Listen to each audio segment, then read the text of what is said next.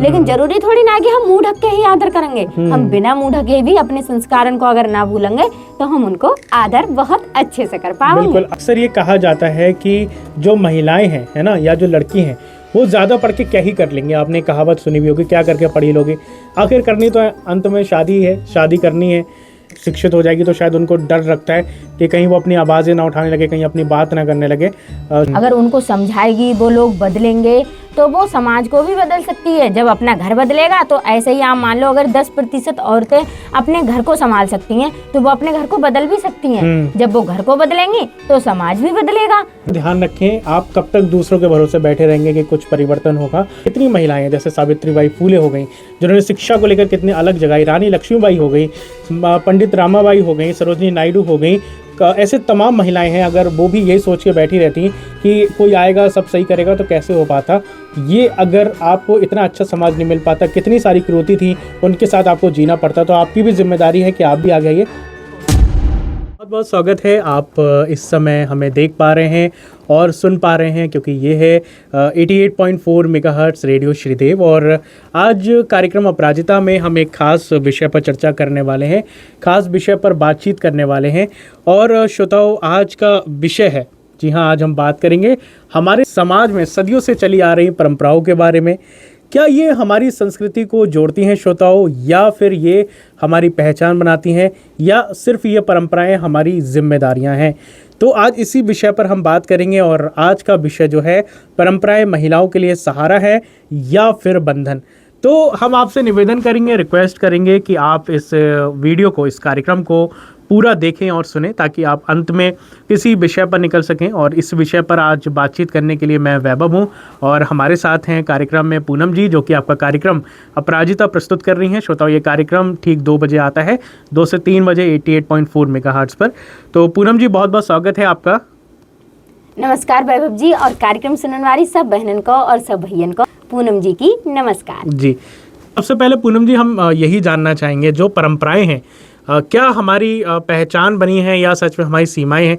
जैसे एक परंपरा के साथ हम शुरुआत करना चाहेंगे। अक्सर कहा जाता है, कई घरों में आज भी बहू का सिर ढकना ज़रूरी माना जाता है, और अक्सर इसके पीछे जो एक तर्क दिया जाता है, वो तर्क दिया जाता है कि ये हमारी परंपराएं हैं। खैर, अब शहर में इसको लेकर बहुत सारे तर्क होने लगे हैं और बहुत सी जगहों पे इस चीज़ को नहीं भी स्वीकार किया जाता है, लेकिन फिर भी ये एक परंपरा का पार्ट माना जाता है। तो आप इसको कैसे देखते हैं? क्या ये सच में सम्मान का रूप है या फिर दबाव है महिलाओं के ऊपर? वैसे तो वैभव जी, मैं यही कहूँगी कि सम्मान भी है और दबाव भी है जी।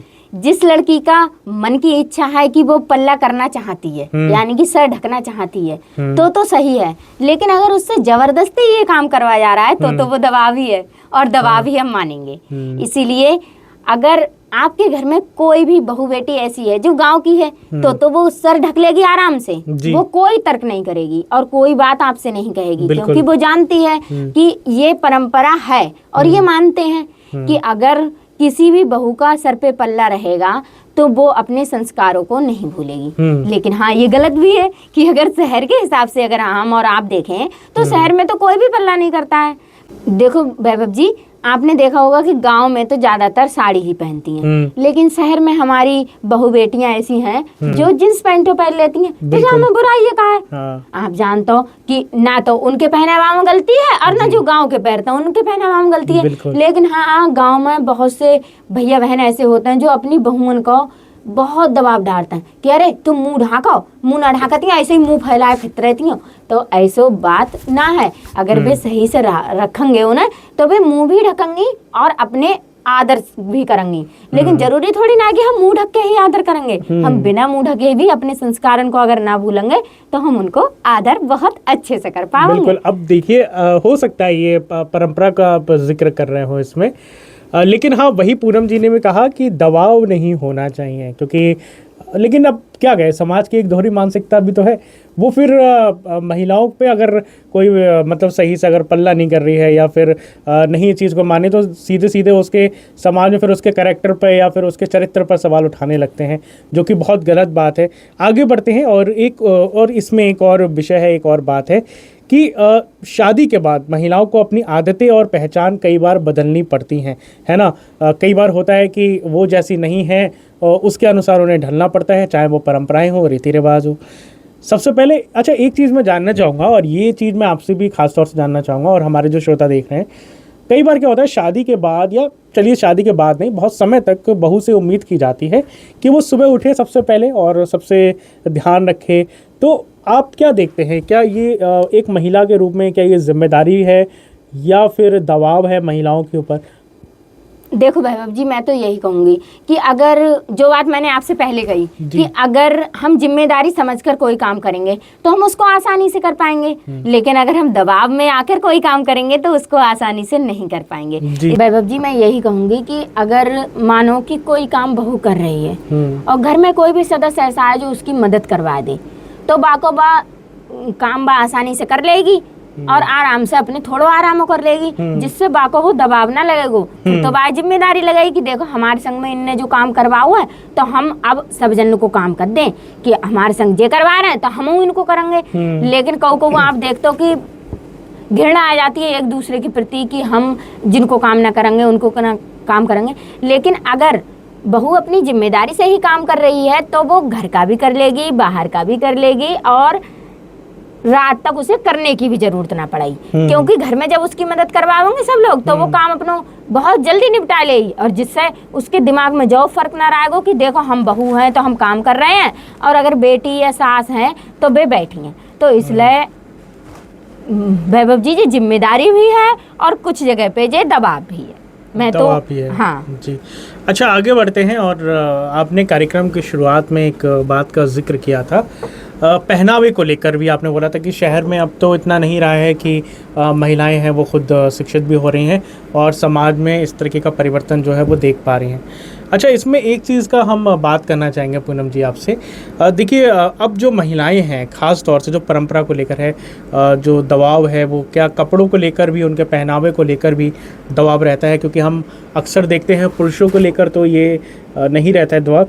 और अगर हम ग्रामीण क्षेत्रों में जाते हैं ख़ास तौर से, क्योंकि हम कई बार रिपोर्टिंग भी करते हैं और हम ग्राउंड पे भी जाते हैं, तो हम अक्सर ये महिलाओं से बातचीत भी करते हैं और आप भी कई बार महिलाओं के कार्यक्रम में आप इस चीज़ को मुद्दा उठाती हैं। कई जगहों पर आज भी लड़कियों के लिए भी जीन्स पहनना अलाउ नहीं होता है, और बहुओं के लिए तो क्या ही कहें, है ना।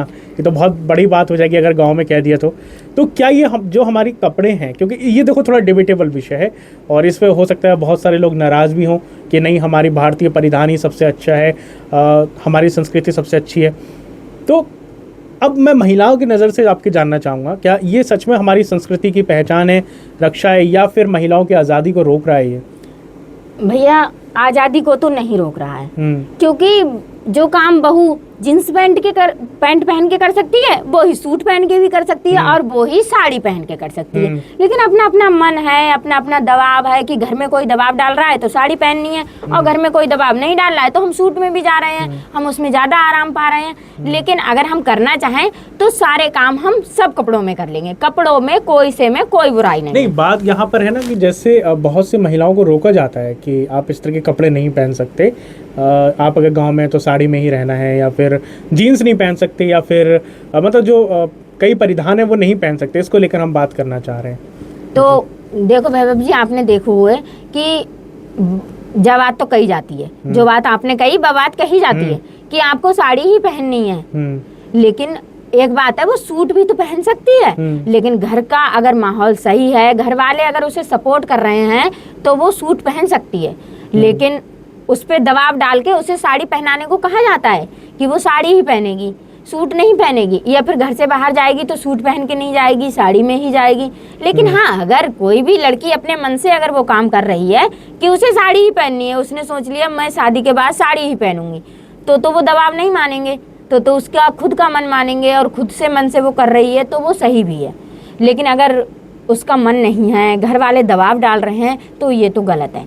तो इसलिए उसकी जिम्मेदारी भी है और दबाव भी है कि दोनों बातों को हम तो यही कहेंगे कि उस पर दबाव ना डाल के उसके मन की इच्छा जाननी चाहिए कि वो क्या करना चाहती है, क्या पहनना चाहती है, जिससे उसके दिल को संतुष्टि होगी और वो अपने घर परिवार में अच्छे से रह सकेगी। ठीक है, अगर हम आगे बढ़ें तो एक ये जो विषय है वो हमारी शिक्षा से जुड़ा हुआ है। कई परिवारों में अक्सर ये कहा जाता है कि जो महिलाएं हैं, है ना, या जो लड़की हैं, वो ज़्यादा पढ़ के क्या ही कर लेंगे। आपने कहावत सुनी भी होगी, क्या करके पढ़ी लोगे, आखिर करनी तो अंत में शादी है, शादी करनी है। तो इस सोच को आप कैसे देखते हैं? खैर, ये तो परंपरा का तो मैं हिस्सा नहीं मानूंगा, क्योंकि ये आधुनिक समाज में एक बड़ा कुरीति है जो आज भी भारतीय कई जगहों पर है। अगर आप आज से हज़ारों पहले जाते हैं तो महिलाओं को बराबर पढ़ने का मौका मिलता था, पहले हम देख पा रहे हैं। लेकिन आज के समय में कुछ सालों से महिलाओं को शिक्षा से वंचित रखा गया। और मैं ये मानता हूँ, शायद और आप भी इस चीज़ को मानते हो, कि महिलाओं के पीछे रहने का कारण सबसे बड़ी शिक्षा है, क्योंकि अगर शिक्षा होगी तो महिलाएं आगे होंगी। लेकिन फिर वही बात आती है, एक तो शादी के बाद किसी भी महिला का पढ़ना ही गांव के क्षेत्र में, ग्रामीण क्षेत्र में बड़ा मुश्किल होता है, पढ़ने नहीं दिया जाता है। और अगर कोई ऐसा कह रहा पढ़ने दिया जाता है तो हाँ, वो 1, 2 या 4% या मैं आपका 20% में मान लेता हूँ। मैं मानता हूँ, क्योंकि जितना हम भी जानते हैं, बहुत बड़े हिस्से में अभी भी शादी के बाद महिलाओं को शिक्षा को लेकर स्वतंत्रता नहीं होती। उनसे कहा जाता है अब तो करना क्या है, शादी हो गई, अपना चूल्हा चौका करो, घर का काम संभालो, शादी करके क्या करोगे। और शादी से पहले भी लड़कियों को रोका जाता है कि तुम्हें शादी ही तो करनी है, आखिरकार क्या करना तुम्हें पढ़ के।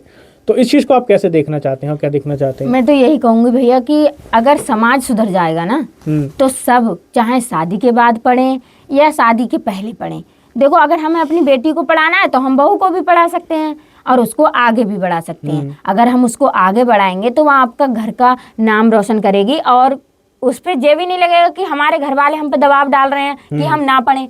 तो इसलिए हमारे सब भैया बहन को जय होनी चाहिए कि वे अपने जो बहू है उसको पढ़ाएं लिखाएं, घर के काम भी करेगी वो और पढ़ेगी भी, सब काम संभाल लेगी, क्योंकि उसमें इतनी हिम्मत है कि वो सारे काम कर सकती है और आपके घर परिवार का नाम भी रोशन कर सकती है। और आप उसको बहुत अच्छे से अगर पढ़ाएंगे, अपनी बेटी के बराबरी में रखेंगे, तो वो भी आपके घर के बराबर में ही रहेगी और कोई भी कहीं पर भी कोई परेशानी ना होगी।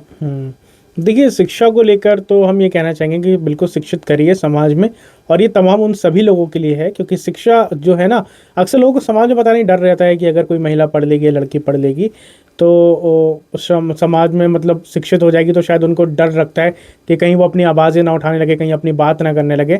शायद समाज में बैठे कुछ लोगों को ये लगता है, लेकिन ये गलत बात है। शिक्षित होना बहुत ज़रूरी है, क्योंकि एक महिला जो होती है वो अपने पूरे परिवार को लेकर चलती है। अगर वो शिक्षित होगी तो समाज भी आगे बढ़ेगा। अच्छा, कुछ आपसे चलते चलते हम इसी विषय पर जानना चाहेंगे पूनम जी, आपको क्या लगता है कुछ चीज़ें जो हैं महिलाओं को खास तौर से ध्यान रखनी चाहिए, अगर वो उस चीज़ का ध्यान रखें? चलिए, अगर बहुत जगह परंपरा का दबाव भी है, मान लो आपसे कहा भी जा रहा है कि आपको ये करना है, तो उस समय वो कैसे निकले, है ना, कैसे उससे निकले और क्या ऐसे धीरे धीरे परिवर्तन करे जिससे वो अपने दिशा है वो उसको बदल पाए? वो इसी प्रकार से बदल सकती है कि अपने घर वालों को धीरे धीरे सब बात आराम से अगर समझाए, अगर उनको समझाएगी, वो लोग बदलेंगे तो वो समाज को भी बदल सकती है। जब अपना घर बदलेगा तो ऐसे ही आप मान लो अगर 10% औरतें अपने घर को संभाल सकती हैं तो वो अपने घर को बदल भी सकती हैं। जब वो घर को बदलेंगी तो समाज भी बदलेगा। और अपने बात रखने की बात भैया आपने कही, तो बात रखने की बात यही है, जहां हमें सही लग रहा है वहां ही बोलना चाहिए। ये जरूरी नहीं है कि हम बड़ों की हर बात में दखल दे रहे हैं। अरे, हमें उनकी कोई बात है तो उसको सुनना चाहिए कि वो हमें कोई शिक्षा दे रहे हैं या फिर कोई हमारे भले के लिए कह रहे हैं। और वैसे भी आपने देखी होगी कि घर में जो बड़े होते हैं वे आपके भले के लिए ही कहता है, लेकिन कब कऊ का होता है कि कुछ बहनें मानती भी ना है बात को, अपनी बात आगे बढ़ाती हैं। तो इसलिए भैया बहनों, अपने घर में किसी से भी अपनी बात साझा करो और उनको बताओ, तो जिससे अगर हो सकता है कि आप उन लोगों के दिल में जगह ना बना पा रही हैं, तो वो आप उन लोगों के दिल में जगह बना लें और उन लोगों को जो वो आपके साथ गलत कर रहे हैं गलती को एहसास होगा, तो वो आपको भी समझेंगे और आपके जो बातें चल रही हैं उनको भी समझेंगे और सही से भी अपने घर परिवार में आप सब रह पाएंगे। और चलते चलते हम इस जानकारी को ख़त्म करें। मैं ये जो, क्योंकि वीडियो बहुत सारी महिलाएं देख रही होंगी, मैं उनसे भी ये कहना चाहूँगा कि वो इस चीज़ का ध्यान रखें। आप कब तक दूसरों के भरोसे बैठे रहेंगे कि कुछ परिवर्तन होगा? आपको खुद से कदम उठाने होंगे, क्योंकि अभी हमने जिक्र किया था कि हम महिलाओं से कहना चाहेंगे कि महिलाएं, अगर आप खुद भी आगे बढ़ें तो समाज भी आगे बढ़ेगा। अगर आप आज से पहले की देखें तो कितनी महिलाएं हैं, जैसे सावित्रीबाई फूले हो गई, जिन्होंने शिक्षा को लेकर कितनी अलग जगह, रानी लक्ष्मीबाई हो गई, पंडित रामाबाई हो गई, सरोजनी नायडू हो गई, ऐसे तमाम महिलाएं हैं, अगर वो भी यही सोच के बैठी रहती कि कोई आएगा सब सही करेगा तो कैसे हो पाता, ये अगर आपको इतना अच्छा समाज नहीं मिल पाता, कितनी सारी क्रूरती थी उनके साथ आपको जीना पड़ता, तो आपकी भी जिम्मेदारी है कि आप भी आगे आइए। लेकिन आपको परिवर्तन तो लाना ही होगा, आपको लड़ना होगा परेशानियों से, मुसीबतों से, संघर्षों से।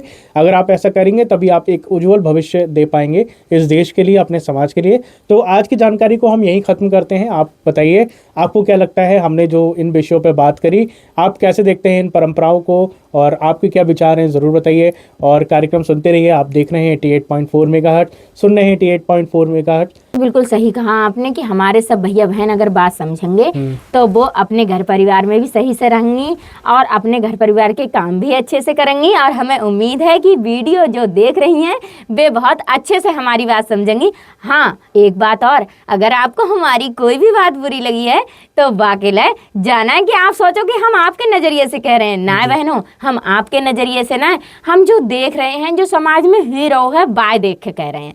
इसलिए हम आपके लिए ना, सबके लिए कह रहे हैं, जो हमारी बहनें जा परेशानी से जूझ रही हैं, जो इन संघर्षण के सामने अपने कदम ना उठा पा रही हैं, उन बातों को कह रहे हैं। इसलिए कार्यक्रम सुनत रहो और अपनी बहन पूनम को दो अब दो अनुमति।